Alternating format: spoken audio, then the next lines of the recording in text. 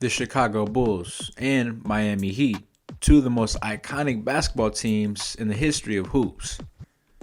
Over the last few decades, both teams have had some success, the Bulls with 6 chips and the Heat with 3. So, if we get the all-time starting fives of both teams, let's see how it would turn out in a 7-game showdown.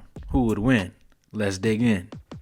The Chicago Bulls, one of the most iconic and successful teams in the history of the NBA. Like I said before, they have the 6 championships and the 2 three-peats. And their all-time lineup will feature one-time MVP Derrick Rose, defensive hound Scotty Pippen, the rebound king and Dennis Rodman, rock-solid artist Gilmore, and of course the GOAT, Michael Jordan. Let's look at Derrick Rose.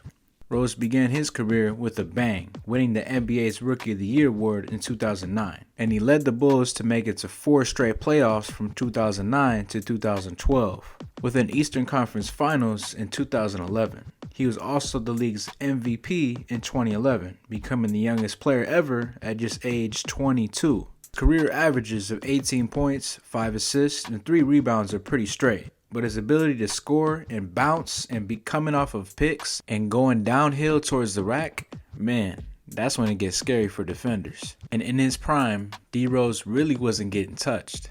Now let's take a look at Scottie Pippen. Man, he was definitely a good Robin for the Batman in the MJ Scottie Pippen scenario. He's that do-it-all forward who can rebound, defend, definitely defend, clamp. Able to give his teammates open looks and could score inside and outside. His best season was in 1995 when he averaged 22 points, 8 rebounds, 5 assists, 2 steals, and a block a game. Now we have Dennis Rodman. The Worm is one of the most unique talents to ever play. He won 5 championships in his career and 3 with the Bulls from 1996 to 1998. One of the best defenders to ever play. He could guard guards, forwards, even some big centers. His hustle was uncoachable, and he's arguably the best rebounder ever. At 6'7", he hauled in the boards. The man averaged for his career 13 rebounds per game, but in 1991, his best season, he hauled down 18 rebounds per game. For this Bull squad, his ability to get second chance points and extra possessions is crucial. Artist Gilmore. Gilmore spent the prime of his career with the ABA's Kentucky Colonels. He joined the Bulls in 1976 after the ABA and NBA merged together. His Bulls teams never won a title, but his individual numbers were strong enough to solidify him as one of the all-time great centers. His consistency earned him 5 straight All-Star selections and 4 rebounding titles, and even the ABA's MVP award in 1972. He averaged almost 20 points and 11 rebounds a game with the Bulls until retiring after a 7-year stint in 1981. Now we got MJ, Michael Jordan. The GOAT of basketball, he won 6 championships from 1991 to 1998, but it was his individual accomplishments that really stood out too. A 14-time All-Star, 10-time scoring champion, 5-time MVP, 11-time All-NBA team member, and 3-time steals leader are just some of his accolades. His best season stats-wise came in 1987 when he averaged 37 points, 8 assists, and 8 boards a game. Now mind you, this all-time Bulls team has some crazy defense. 3 of the 5 members are on the all-time all-defensive team. Check that video out if you haven't. Now to the Miami Heat. The Miami Heat began in the NBA in 1988, and they won 3 championships since then, with Bron and D. Wade. Their all-time lineup will feature Mountain Man Shaq, high-scoring guard Tim Hardaway, D. Wade, LeBron, and stretch 4 Chris Bosh. Shaquille O'Neal, Big Shaq. O'Neal began his career with Orlando, won Rookie of the Year in 1992. Then he went to the finals in 1995. Then of course his prime in the three-peat with the Lakers.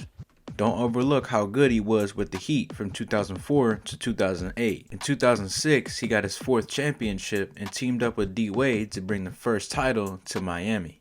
Miami Heat Shaq was still a problem to be reckoned with. Tim Hardaway, the original crossover king. Hardaway formed an unstoppable duo with Alonzo Mourning during the late 1990s and early 2000s. He's a 5-time All-Star and 1-time first-team All-NBA team member. He's one of the most re-owned Heat players of all time. His number 10 jersey is hanging in the rafters in the American Airlines Arena. Now we got Dwayne Wade. The Flash is a big problem for any defense to handle. With his 3 championships, NBA Finals MVP, 13 All-Star selections, 2 NBA First Team selections, and Olympic gold medal, his career accolades are enough to get him into the Hall of Fame, of course. Did I mention he's a 3-time member of the All-Defensive Team? LeBron James. With Bron, he has 4 titles, 4 MVPs in the finals, and has numerous other accolades, but some worth noting. He's currently 7th in all-time assists and likely to move up, and 3rd in all-time points and likely to move up in that as well. Mix that with his playing style and his versatility to play any position, man, you're in for a trip.